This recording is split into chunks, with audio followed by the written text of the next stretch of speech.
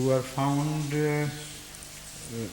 honest in every faith and dishonest also in every faith. Only the ratio would be different. So to have blind trust in anybody just because he belongs to a particular faith is wrong, and it's against the teachings of the Holy Quran, because the Holy Quran tells us that among the Jews there are some with whom you can leave mountains of money and they would not show breach of trust. But there are others with whom you can have just a wee little bit something and turn your back and he would not recognize you again. So God has given us an example that you should be wary of these affairs and be cautious in your dealings, and just do not trust anybody just because he belongs to a certain faith.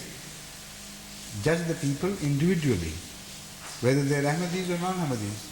There could be dishonest non-Ahmadis and there could be some very honest Ahmadis.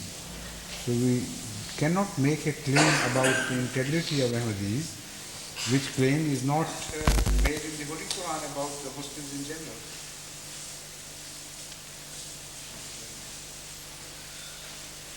Yes, please.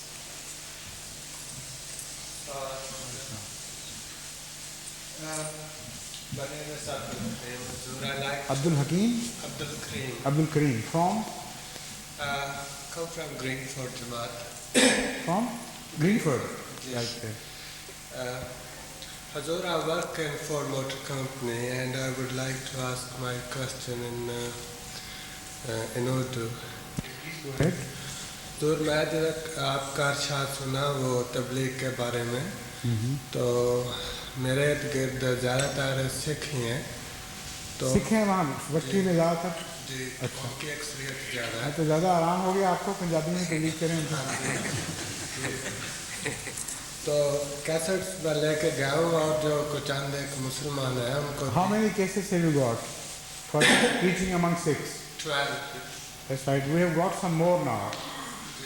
We received. Did you receive those cassettes which were mentioned in the letter by Gyani Sahib?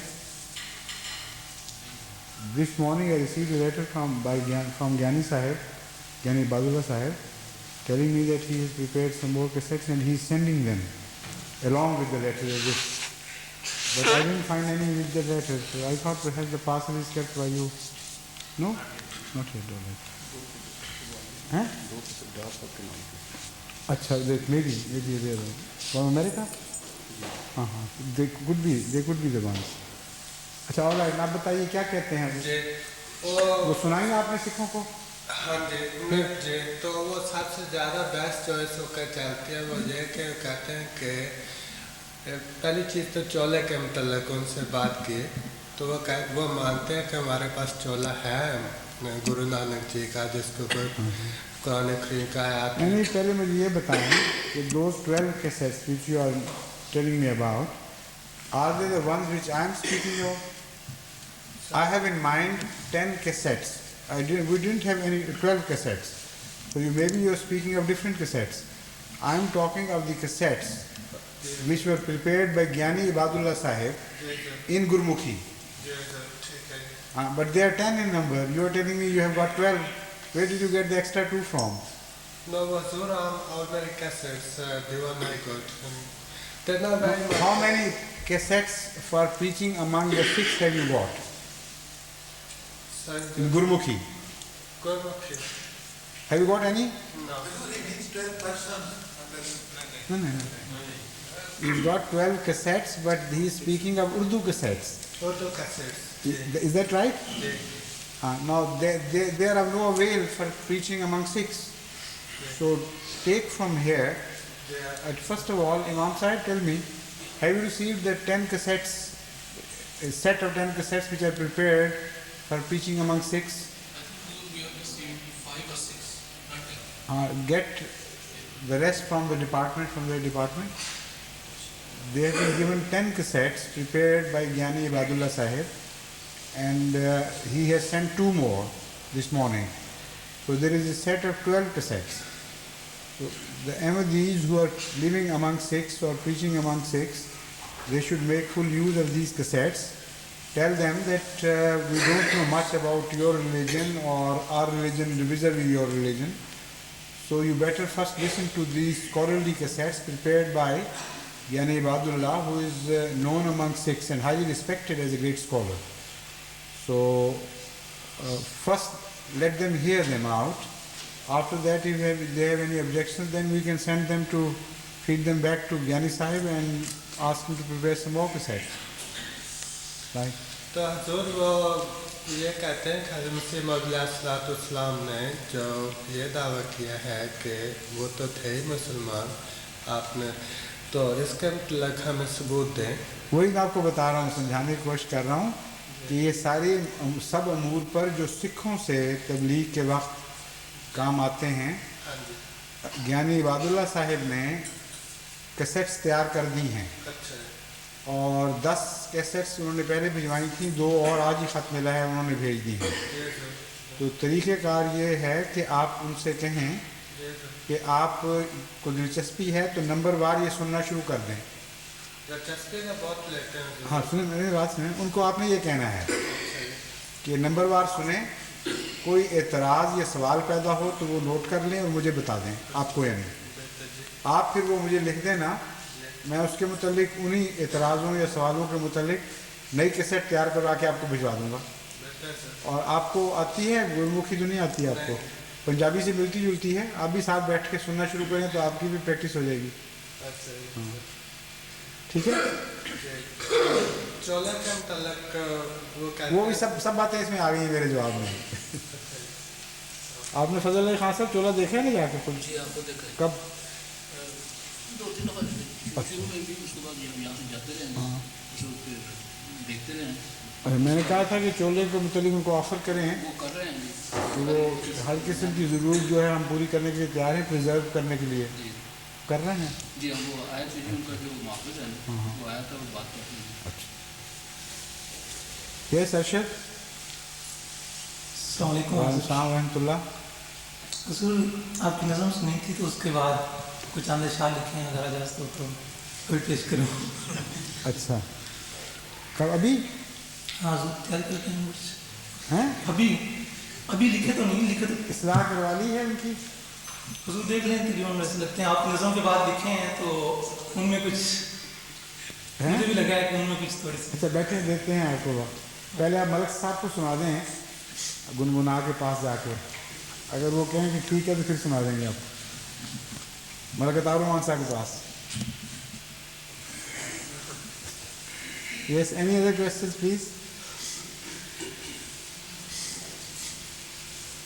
Bashir Yasab, I can see his broad smile on your face. Huh? Come on, go ahead. You know, the reply was Jazakumullah, as if I am asking you to. Assalamu alaikum.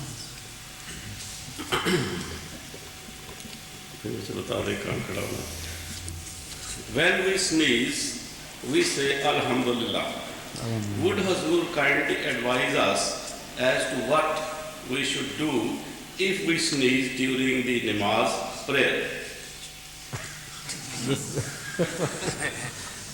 Just before Surah Fatiha or afterwards? It all depends on when you sneeze. Well, you can say Alhamdulillah during the other recitations. I mean, it doesn't take long to say Alhamdulillah, and you can repeat it within your heart. You don't have to say it loudly during prayer. And what's the next brainwave?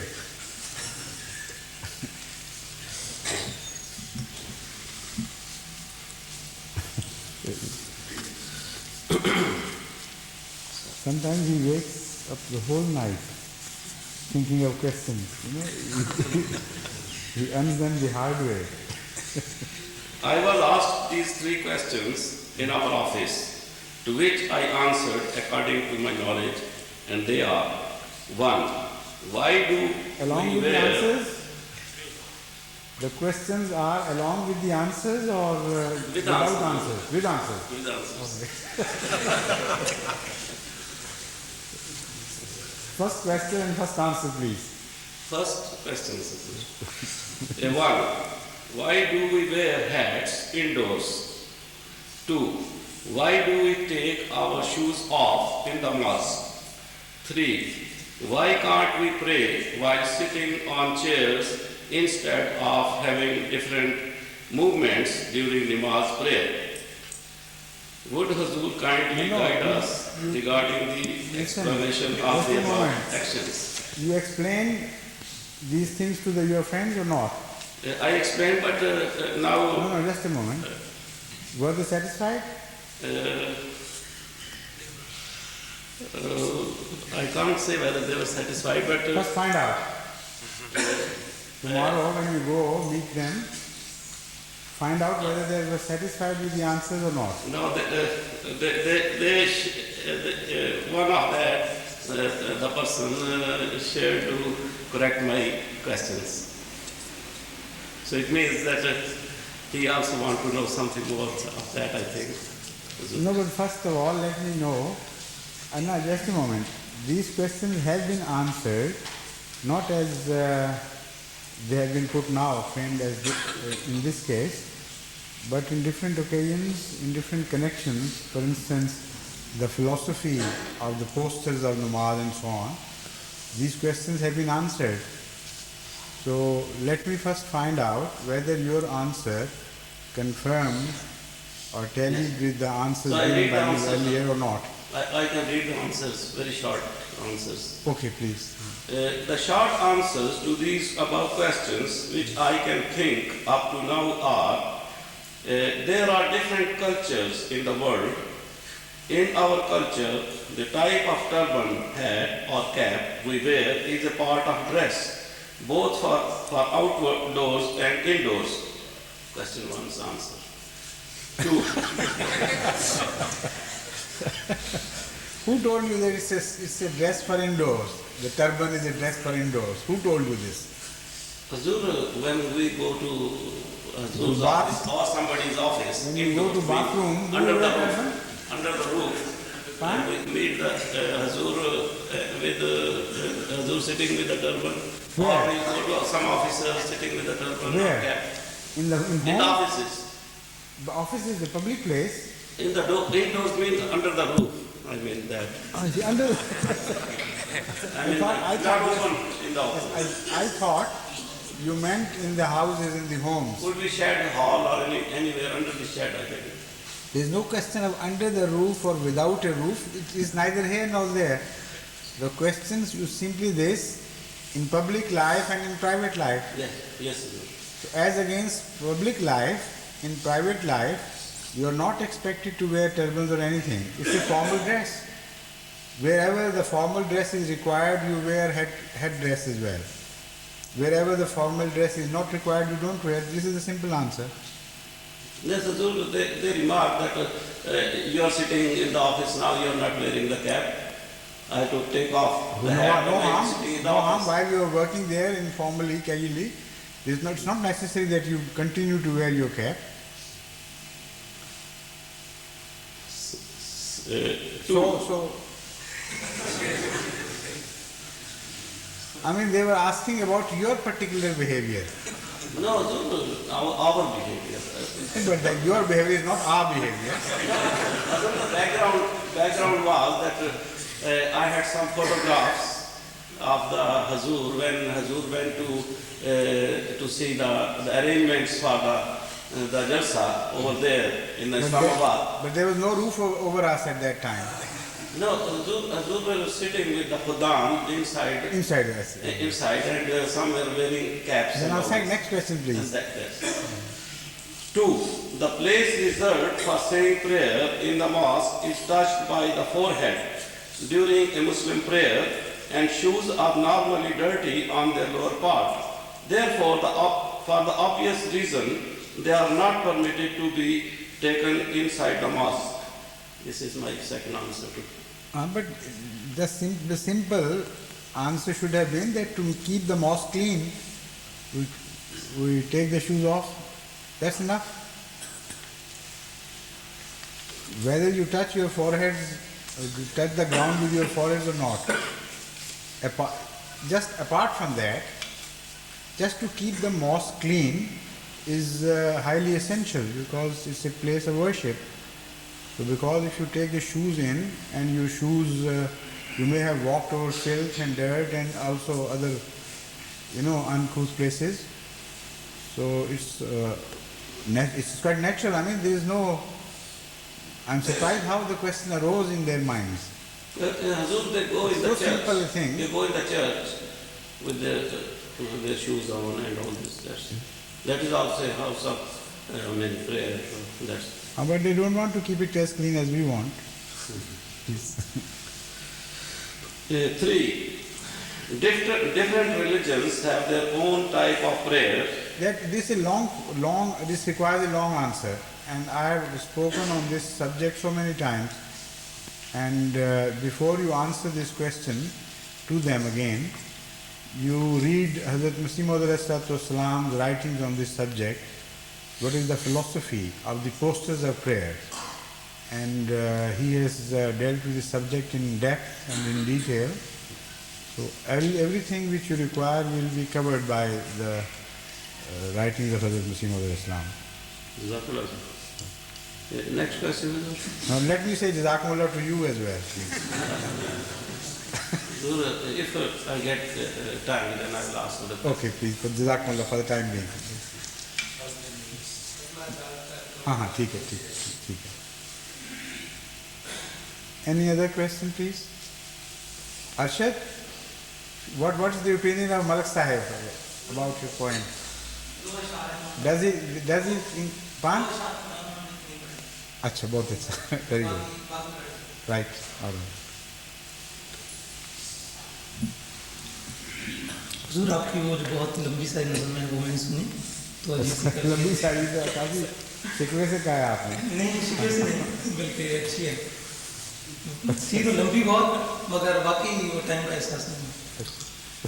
लेकिन ये है कि क्योंकि वो 2 दफ़ा 3 दफ़ा सुनी है, इससे पता चल गया कि काफ़ी लंबी है. अच्छा. नज़म का नाम रखा है साकिनामा, और ये अल्लाह ताला से इसमें किताब के कुछ अशआर हैं. अब आप बेफिक्र होकर पढ़ें. अगर कोई मुझे एतराज़ हो तो मैं मदरसा पे करूँगा.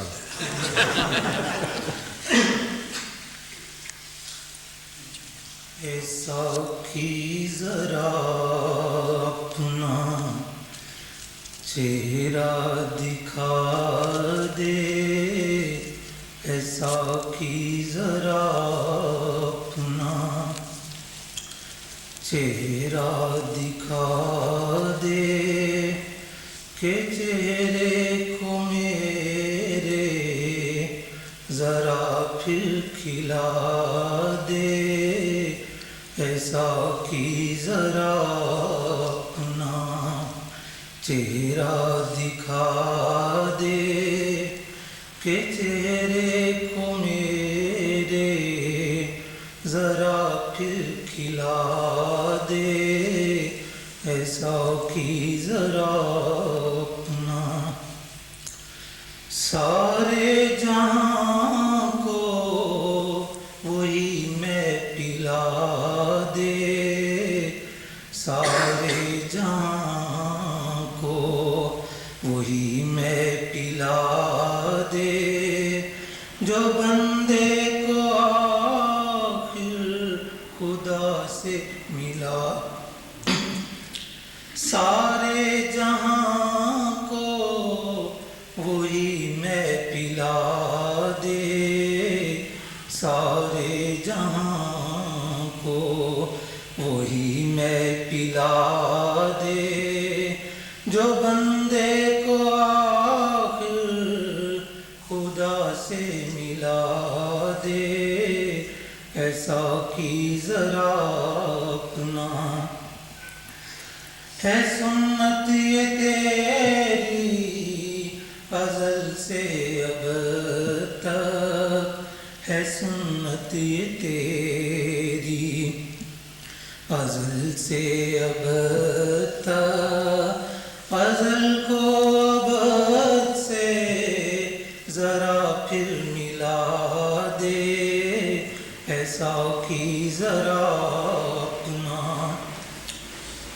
बेताबिए दिल की हालत बुरी है, बेताबिए दिल की हालत बुरी है।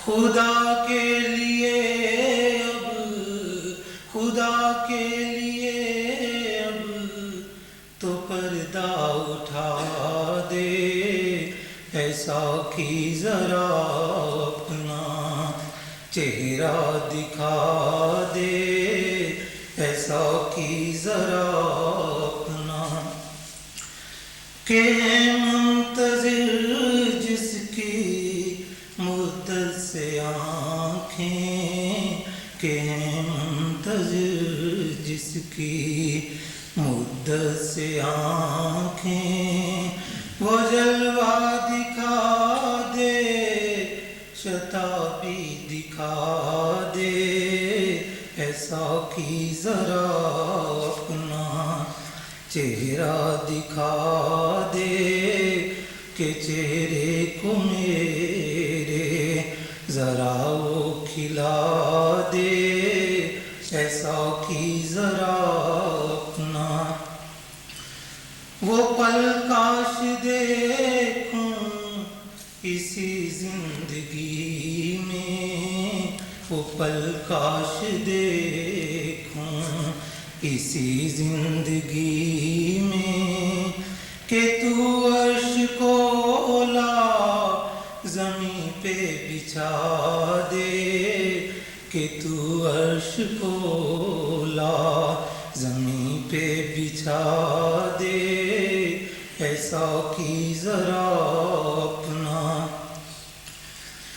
शरारे जो हैं आरज़ुओं के रोशन, शरारे जो हैं आरज़ुओं के रोशन, इन्हें अपनी कुदरत से शोले बना दे, इन्हें अपनी कुदरत से शोले बना दे, ऐसा कि जरा अपना नए उगने वाले भी फल फूल लाएं, नए उगने वाले भी फल फूल लाएं, इन्हें अपनी कुदरत से आबो हवा दे, इन्हें अपनी कुदरत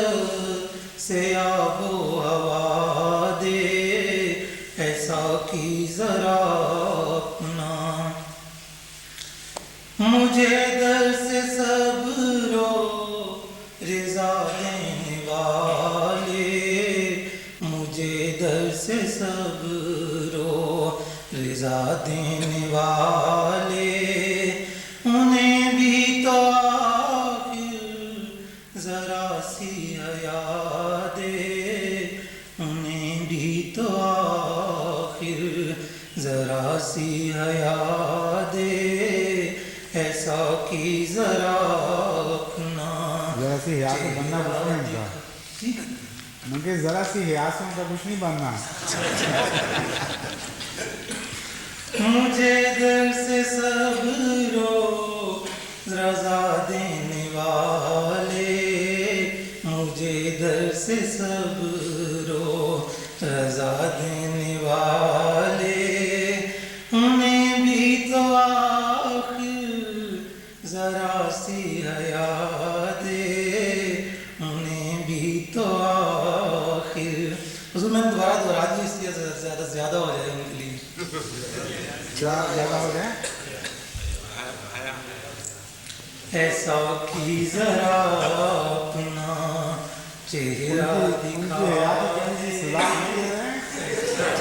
जरा अपना चेहरा दिखा दे, कि चेहरे को मेरे जरा वो खिला दे, सारे जहां को वही मैं पिला दे, जो बंदे को आखिर سے ملا دے جو بندے کو آخر خدا سے ملا دے ایسا کی ذرا اپنا.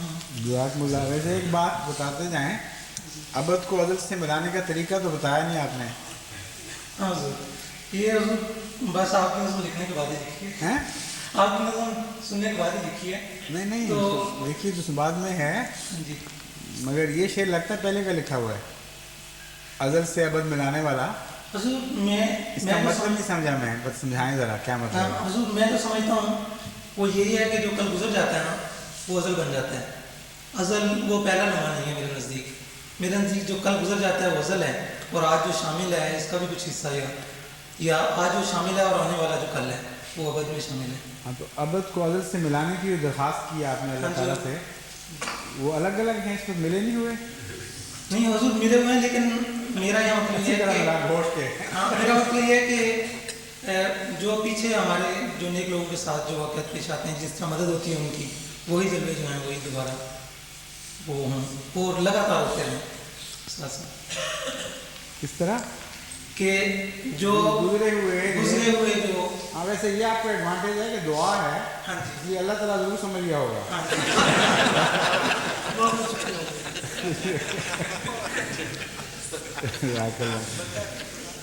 تمہارے سر کیا بات, آگے آگے آ جائیں آگے.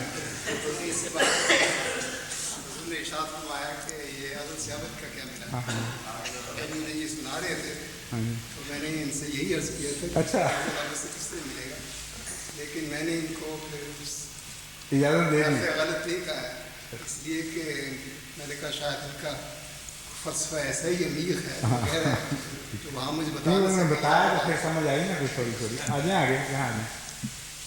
آپ پہلے بغیر میں نہیں چلے گئے تھے, آپ کا خاتم ہو گیا.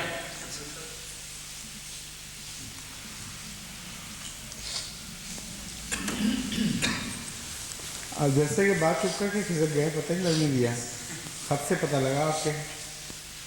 میرے جواب مل گیا. اچھا میرے جواب مل گیا آپ کو. جواب وہ ڈاکٹری پاتا سی ہے, پاتا اور پھر جا کے ملے گا.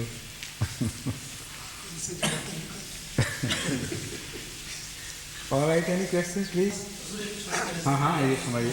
کرنا چاہتا تھا وہ یہ کہ لکھتا ہوں تو مجھے کوئی چاہیے جو میری اصلاح تھوڑی بہت کر سکے. آپ کے پاس تو کیا چیز جو اس معاملے میں تھوڑی بہت میری اصلاح فرما سکیں, تو آپ تھوڑی سی. اب ویسے جس طرح پہلے زیادہ وزن میں سکون تھے اتنے نہیں ہیں, لیکن جو شروع کے بعض الفاظ ہیں وہ بحث سے ٹوٹ گئے ہیں, گر گئے ہیں.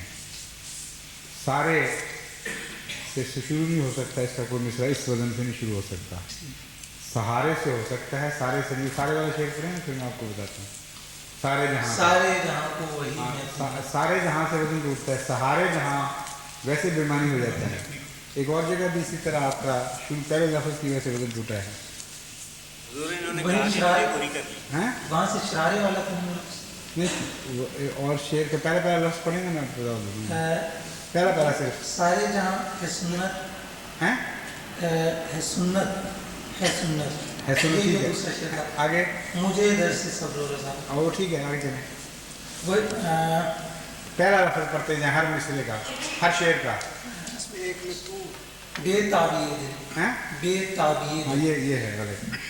بے تابیہ دل, بے اور سارے دونوں مصروں جو ہیں جس میں بے سے شروع ہوتا ہے اور سارے سے, ان کا پہلا لفظ جو ہے وہ وزن توڑ رہا ہے. دوہری حرکت ہے ہر لفظ کے پہلے, وزن کے مطابق وہی ہونی چاہیے. یہاں دوہری حرکت نہیں بلکہ سکون آ جاتا ہے پہلی حرکت کے بعد, یہ غلط ہے. تو کچھ اس قسم کی معمولی اصلاح.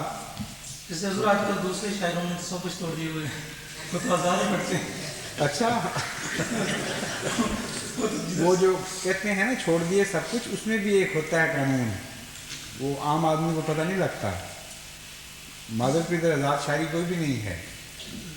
جس کو آزاد شاعری کہا جاتا ہے اس میں بحر چھوڑ دیتے ہیں, قافیہ ردیف چھوڑ دیتے ہیں, لیکن ہر حصہ اس کا نظم کا اپنی ذات میں ردم ضرور رکھتا ہے.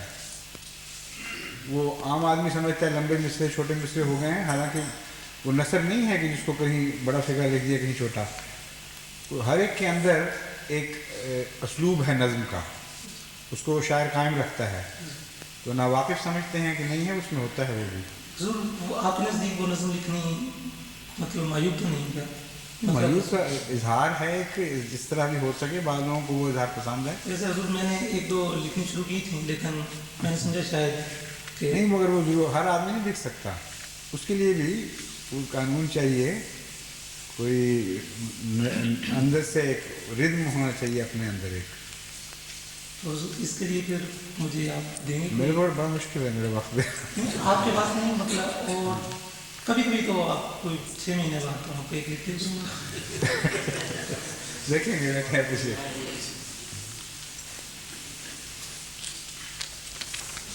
Imam sahib, read this question from ladies, please.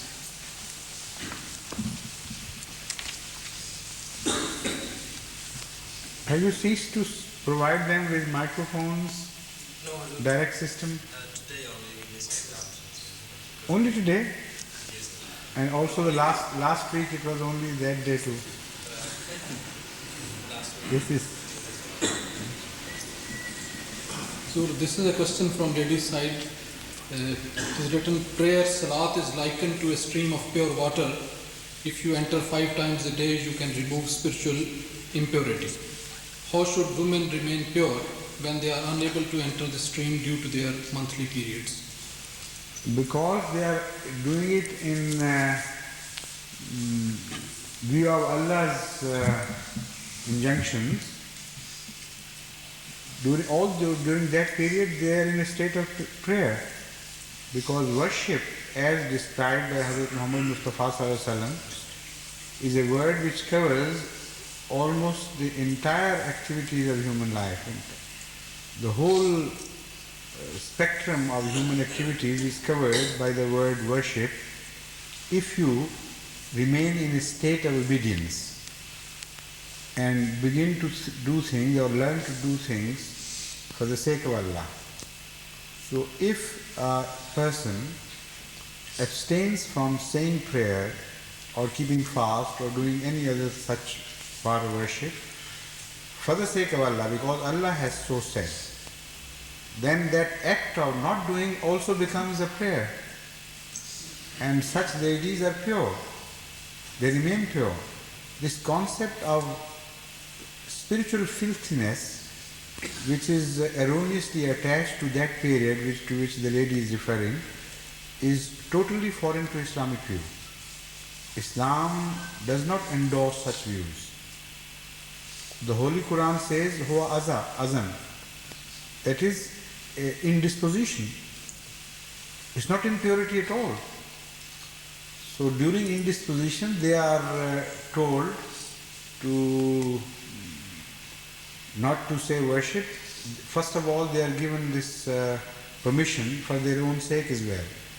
And secondly, this is a state which needs not be described. Everybody knows that it doesn't somehow go with the concept of worship, formal worship at least.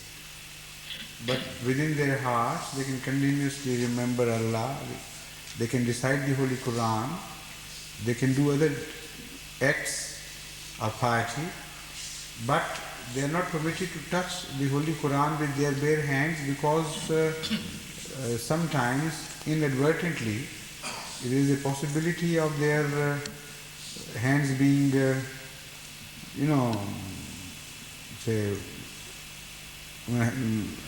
it's not soil, but I mean the hands having touched blood or things, because it's a constant state. So there are such possibilities. So to avoid such accidents, they are not permitted to touch the Holy Quran during that period.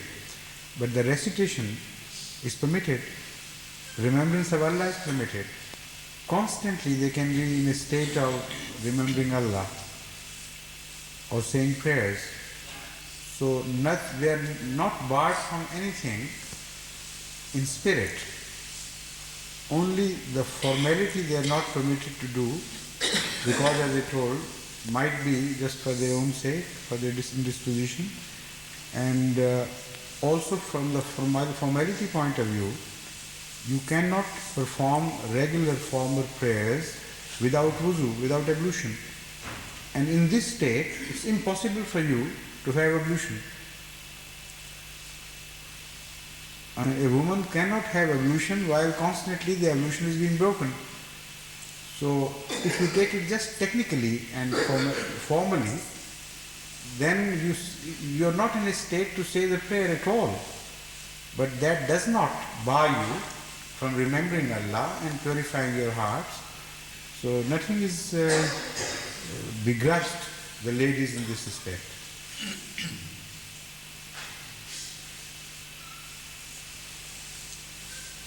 Yes, please. Any other question? So, Abdul Rashid Sahib, have you come at last? My children were not very well. I couldn't come last time. Another thing is my sister has been operated in the eye in Karachi. She has requested for prayers. So this is why you can't come. No, well, no, that's not the reason. My daughter is not very well, sir. What? My daughter is not Since well. when? For last 7 days, 8 days. She has But you have convulsions. been missing these sessions for the last 1 month or so. No, sir, I came over. Perhaps 2 months. No, sir, I No? came. I've been coming, but you know, there were new people here. I was sitting in the back. I see. You see, I wanted to give them a chance. Okay. Thank you. May I ask a Yes, question, please please? go ahead. There's a hadith in Nabi, sir, which is, the wording is, Suratul Mashiye Tuz Hebo Beha al Wajhe. The meaning is, brisk walk dulls your appearance.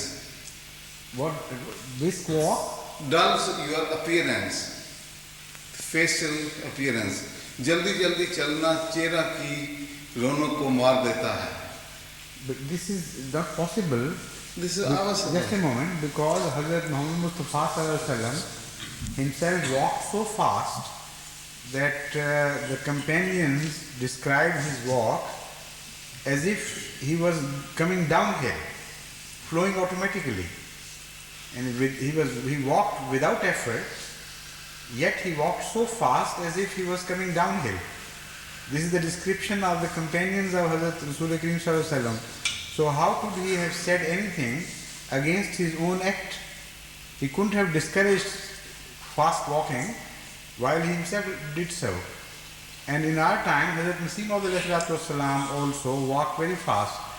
If Hazur Akram Sallallahu Alaihi Wasallam had discouraged it, even remotely so, it's impossible for Hazrat Masih Maud to have adopted this habit of walking fast. So anything which contradicts the action of Hazur Akram Sallallahu Alaihi Wasallam is not to be relied upon. I read this hadith in... Wherever you might have read, this is a principle which cannot be broken. Any action of Hazrat Sallallahu Alaihi Wasallam which is proved cannot be belied or contradicted by his words. This is something so positive that this rule cannot be broken at all in any way.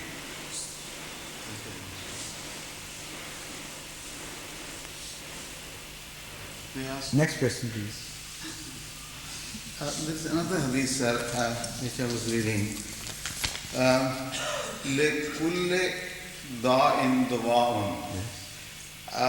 This hadith applies for spiritual and worldly purposes. सिर्फ ज़ाहिरी इमराज ही तक महदूद नहीं बल्कि रूहानी इमराज तक भी काम देती है. These are the wordings, sir. I wonder, sir, if that is true. These are the wordings of whom? Whose wordings? These are the meaning given of the hadith. By Translation. whom? By whom? I don't know, sir. This is I read. Well, you are describing a hadith and saying things as if the word belongs to Hazrat Hazrat Masih has translated this. لِكُلِّ دَاءٍ دَعَاءٌ. सिर्फ ज़ाहिरी इमराज तक ही महदूद नहीं This is what I was asking. You were quoting it as if these words belong to Hazrat Masih Maud. That's it. And when I asked you, you said you don't know. I didn't understand, sir. So what I want to know is, sir, I mean, this is true. Then why Allah Ta'ala says in the Holy Quran, Qalilum ma tashkurun? Fine? Qalilum ma tashkurun. I don't see any contradiction at all in these two things. First, prove the point. لِكُلِّ دَاءٍ دَوَاءٌ. That's right. When you take spiritual meaning of the hadith, that means every person can become noble and noble-hearted, purified, spiritually elevated. Yet Allah Ta'ala says in the Holy Quran, قَلِيلٌ مَا تَشْكُرُونَ. What do you mean by can be? Is or can be, there are two different statements. How do you translate this? Can be or is? Is more of the thing. It's wrong. The translation is wrong. It doesn't say everybody is purified. And no, first of all, bodies are not discussed at all. It says that every disease is curable. That does not mean that you will not find diseased people in the world. Does it mean that? The Holy Quran says, now Hazur Akram Sallallahu Alaihi Wasallam tells us, the kulle daim dawaun, which only means that every disease, be it spiritual or physical, is curable.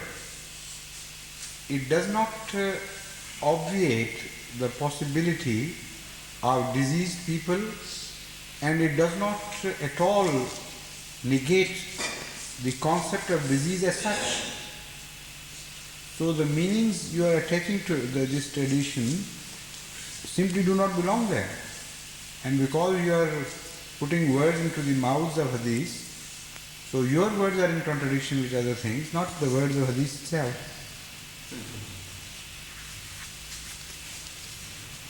Yes, please. Another question? Yes, there is one verse in the Holy Quran. I want to know the meaning of this, please. I'm not very clear. Yes, please. It's Surah Rahman. Ya ma'ashir al-jinni wal insi in istatatum an tanfuzu samawati wal arzi fanfuzu la tanfuzu illa bi sultan. You don't understand the meaning. Not really. Huh? Yes, please. You do not understand the meanings at all, or there is some particular thing which is bothering you? What is bothering me is this La tanfuzu min aqtar samawati wal ardi fanfuzu. Yes. This is the one. What is bothering you in this statement?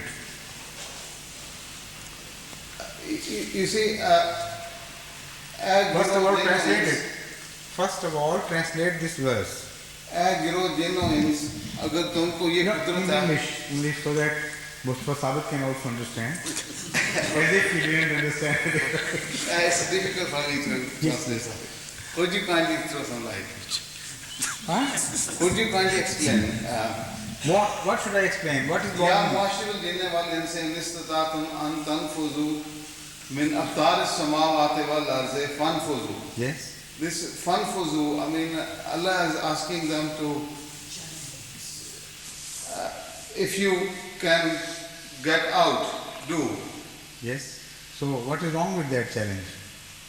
Yeah, but the man is helpless. How can, I mean, he can't do anything without Allah's permission. How can... This is what Allah is telling everybody. That you can't do it.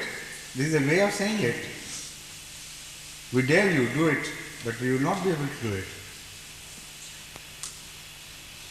It's not an order, the defiance of which could turn somebody into a criminal or answerable. It's not that type of injunction at all. It's an expression, a forceful expression indeed, to let people realize their helplessness and their inability to do certain things. For instance, you say tell somebody, some boy, that nobody can jump over that wall. If you think you can, try. go ahead and do it. That doesn't mean that you're ordering him to jump the wall. It's only, it's an expression that I dare you, you can't do it, we know. You see, what I had in mind was people are thinking of going to moon and all this. But that is not Akhtaris Samawati wal Ard. Akhtaris Samawati wal Ard is the universe, the entire universe, and the circumference of the universe. It's not any travel between one star and the other star either, not to mention the moon of our planet. Interplanetary movements are just small hops in the larger scan of the universe, in the relationship of the huge expanse of the universe. This is just a small hop if you go from Earth to any other, even the farthermost planet. From star to star are huge distances. The nearest star to the sun we have, to the sun to whose system we belong, is 7 miles away from us, 7 years away from us. That means 7 light years. So imagine how a man can reach that star which is closest to our sun. But that is not Akhtaris Samawati wal Ard, because it's not a Samawat, it's only a small part of one Sama only. It's one galaxy to which the sun and our planetary system and billions of stars belong. And that is just one Sama. And there are innumerable Sama. By 7 is a word of perfection, which is repeatable. So by 7 doesn't mean just it should finish at 7. It only means that's a complete word which may repeat itself. So Akhtaris Samawati is an entity which you cannot even conceive. It's beyond your comprehension. And if somebody has touched the moon and you think the law laid down by the verse has been violated, not at all.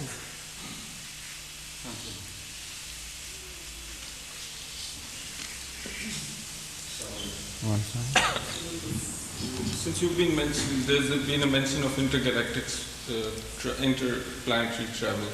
So I'd like to ask whether in the Holy Quran there is a verse to the effect, I don't remember the Arabic thing, that those who have achieved salvation, their nur will travel with them on their right and in front of them and behind them. Is this a metaphoric statement, or is it if we talk about light traveling at the speed of light, that means that they'll be traveling with their own nur, or is that a nur something other than this nur that exists as light? What do you think? Well,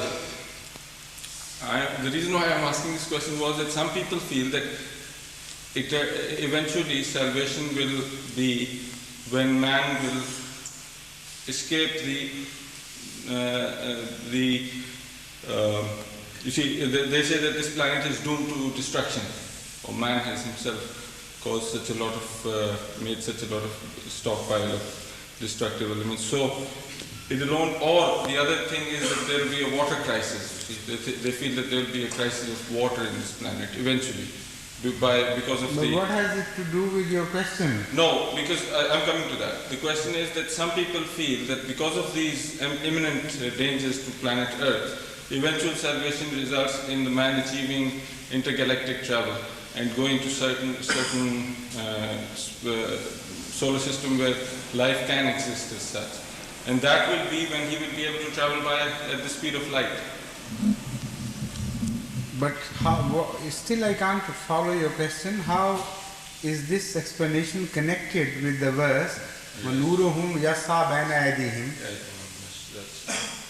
Well, they say that because this verse itself You Who know. says this? I don't think. There's a scientist whom I know who has written, he says he's writing a tafsir or something like that. I see. Yes. So what does he say? He's in Pakistan at the moment, and he says that eventually there will be a water crisis and man will have to discover water somewhere else in this solar system because of the forests which are being But if he does, how can you connect that statement Yes. with this verse? I still can't follow. No, but he says that according to the Holy Quran, it will only be those who will be salvaged who can attain the speed of light, you see. Because It has absolutely nothing to do with the speed of light. Because the Nur will be traveling with them. Which Noor? Their Nur.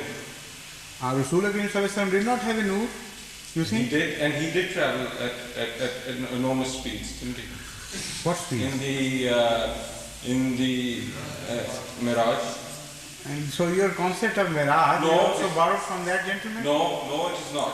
Hazrat Masih Islam has mentioned that we do not understand probably what happened at that time, that it was probably neither a body nor something in between, isn't that so? But he has not said Yeah, at all yeah. any physical, he has not mentioned any physical movement. I see. He has totally rejected the concept of physical movement at the same time. Yes, but he has not totally negated the... No, he has negated it. What he has said, you have not understood that either.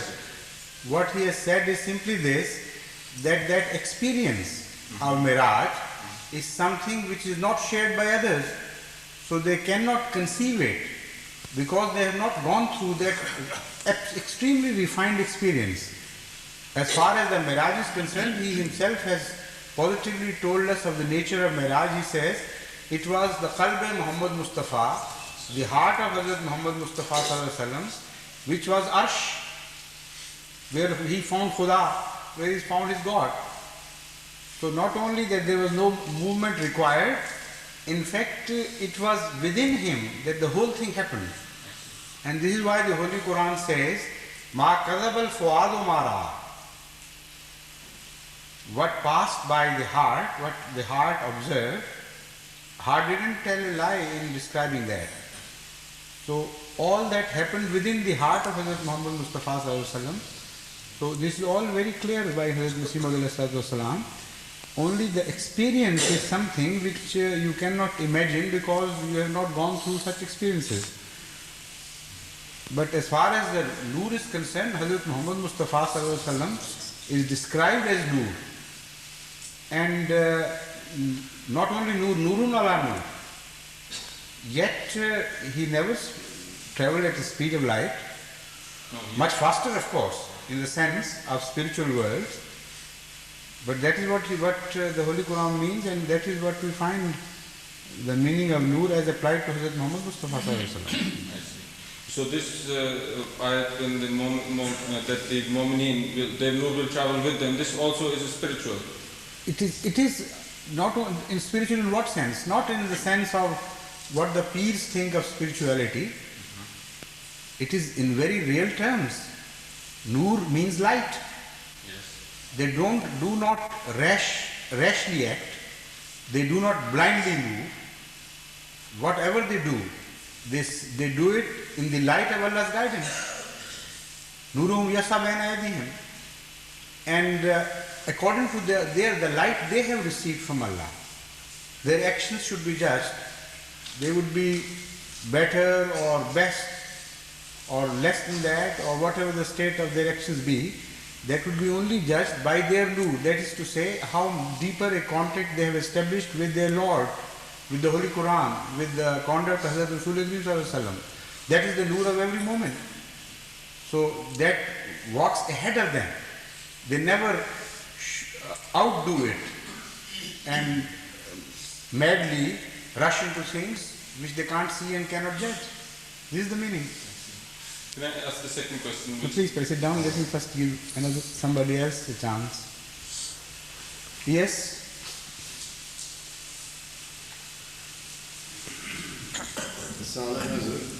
It's not a question, but it is observation on which of the Rishis about the universe, if I may allow to Yes, please. read it. Go ahead. That is, I got that from the Quran note. No one frontier of space pushed back by 2,000 million light years. Pardon, would you repeat it, please? Come forward, closer to the mic. Known frontiers of space pushed back by 2,000 million light years. But that is the Vassama Bananaha Vandala Museun. This is the, I think, the commentary on that verse which appeared in a paper. So they say that astronomers of the University of California report the discovery of 3 huge, previously unknown galaxies 10,000 million light years away from Earth. The most distant part of the universe yet seen. Previously, galaxies were known to exist no further than 8,000 million light years away. The discovery, they said, supports the Big Bang theory of how the universe began, which has been challenged by some scientists in recent years. Evidence from these further galaxies, a university spokesman said, strongly supports its theory, suggesting that the predominant explosion of Big Bang occurred about 18,000 million years ago and was followed by the formation of stars and galaxies from the expanding gases within 2,000 million years. And that is said that whatever is known, no evidence said that the universe, the Big Bang, has moved further to 2,000 million light years. I understand the point, Yes. and you are quite right that it proves one of the correctness of one of the explanations of that verse. That's it. Not all, not No, all no, of it. that's Not it. all of it. Not all of it. Yes. With that qualification, I agree with you. That's right. But to say that one tries to go towards some art or another, no, it can go because it's expanding, every time it's expanding. And now it's expanded since That's another point. That's another point. That's right. So that's even if you begin to travel on the shoulders of light, yes. it's impossible for you ever to go out of the whole span of the universe. Because it's expanding all the Yes, time. all the time. That's a good point. Thank you. That's right. That's a change point.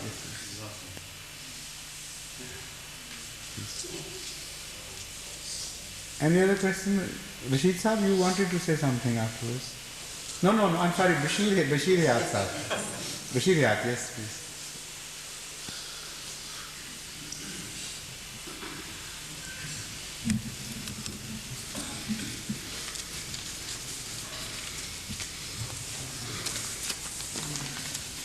Hazur, I would like to know the difference between the words sky and heaven. Kindly enlighten us about the concept of skies and heavens as mentioned in the Holy Quran. Yes. Sky is a word applied more to the physical and material state of affairs and very seldom taken metaphorically. But the word heaven has a much wider application. It applies sometimes to the material world and the universe as such, and sometimes it has spiritual connotations, and sometimes it is taken to mean just paradise, heaven and heavenly. So this is a wider word in application, but both these words, sky and heaven, have something in common, a relative concept of height and space beyond where you are standing or sitting, whatever it is supposed to be. So relatively, whatever you think is above you, that is called sky. Not the roof, I mean, if you go out. And that is also called heaven. But the meaning of sky is understood differently in different ages. And in this respect, when heaven is taken to mean sky, then both these words are differently understood in different ages.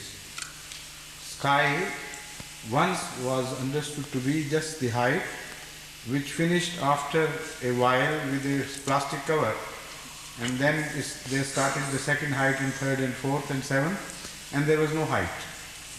And it had a single direction as well. The concept of height all around the world was non-existent because the earth was understood to be a flat thing. So it had only a single direction. But later on, as the knowledge of man expanded, these words also went through a metamorphosis. They started changing their meanings and acquiring more and shedding some and so on and so forth. But at present, the word sky, if you translate it in the modern world with the knowledge of heavens, should mean almost the entire universe, literally speaking. Yes, Salim ul Haq Sahib?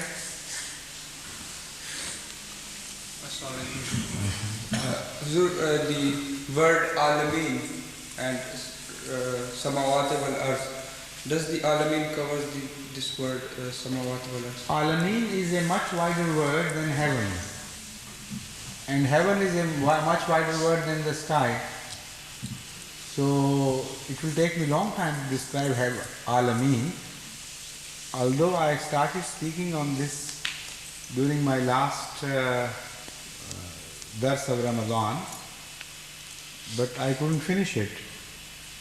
It's a very vast word which covers every world, world is not literal world as we understand, but every world of every meaning, every avenue of human thought, every avenue of existence, every shape of existence, everything is covered by the word alam, only in half of its meaning. The rest half is still intact and you have not yet started exploring it. Alam in the sense that anything which can be known. If anything can be known, and if it is known by somebody, then it becomes an alam. So the greater the number of those who seek knowledge and acquire knowledge, the greater the number of concepts of alameen would appear. And as far as Allah is concerned, everything which is or which is not, which may be, becomes an alam. So innumerable meanings are contained in this single word alam. So this is why the Holy Quran refers to this in plural, alameen,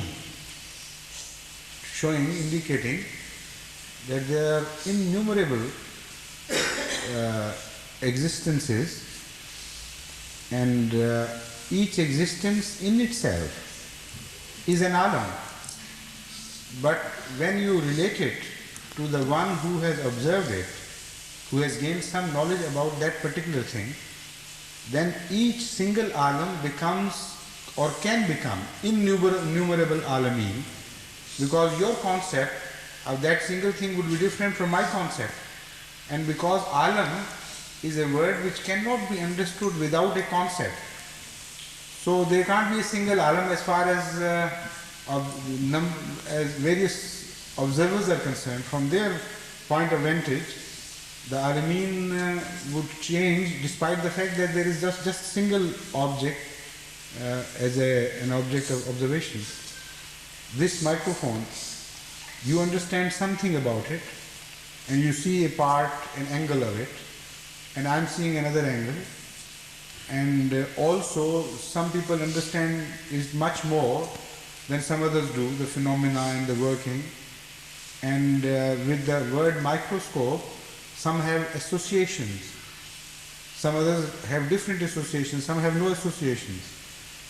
So when the word microscope is spoken, everybody who is listening to this, although one single microscope is being mentioned, each one would have a different concept of the word microscope. It's impossible for each man's concept to exactly tell it.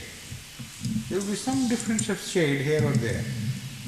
So one microphone becomes hundreds or thousands or millions of microphones, because alam means a thing which is understood, which is known by others. And because it is known differently, so the thing multiplies.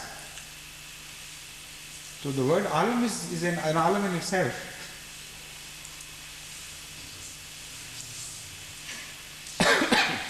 I think now it's time, we are already past the mark of prayer, but Mr. Dr. Sahib, if your question requires a short answer, I'll give it now, otherwise we'll postpone it. It was the question I was going to ask first. It is, one would like to know, Hazrat Masih Maud, whatever he has mentioned, one would like to know what he means exactly. So there is a couplet of his, आओ लोगों कि यहीं नूर खुदा पाओगे, नूर है, no, sorry. लो तुम्हें तौर तसल्ली. I wanted to know whether it is Tor or Tur, because there are two versions of it. It is Tor, because when Durismi was being republished last year, I had a research made on this, and a reference was made to the earliest editions possible, and it was found out that the original word was Tor. Tor Tasalli means the way how to achieve that peace of mind. But Tur Tasalli means a mountain of peace. So some people tend to pronounce it as Tur Tasalli ka bataya humne. But this is not so. Tor Tasalli, the way how you can achieve your peace of mind, this is what he says. So now the Azan, please. हाजी साहब, आप भी दौड़ते हैं या सिर्फ आपके भाई दौड़ते हैं? हैं? कितना दौड़ लेते हैं? इनके साथ मुकाबला करेंगे? अफजल साहब के साथ?